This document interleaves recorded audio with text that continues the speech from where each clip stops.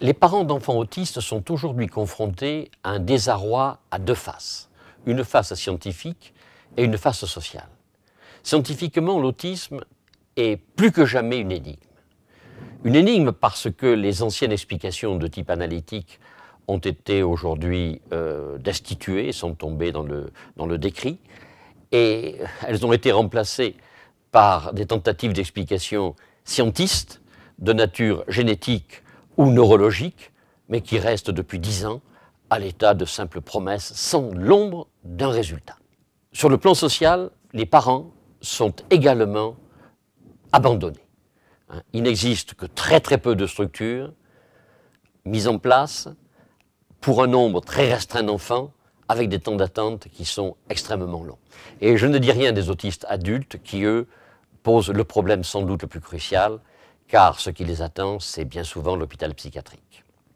Alors, l'objet de ce livre est d'opérer un grand retournement, c'est-à-dire de se détourner du fantôme de la cause qui rendrait compte de l'autisme pour s'intéresser au monde de ces enfants, pour s'intéresser à leur monde qui découvre à ce moment-là un univers tout à fait surprenant, bien loin de la vision du handicap ou de la maladie qu'on nous présente ordinairement, un monde d'enfants vifs, intelligents, souvent très beaux, et en tout cas toujours très attachants.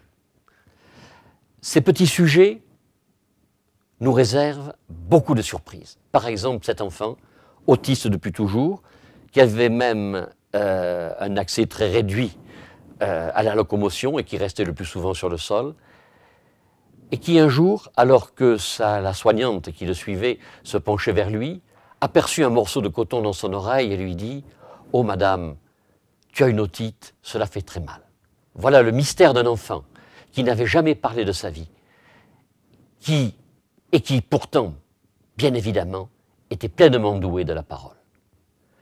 Comprendre ce monde, comprendre les lois de ce monde, c'est ouvrir immédiatement deux perspectives.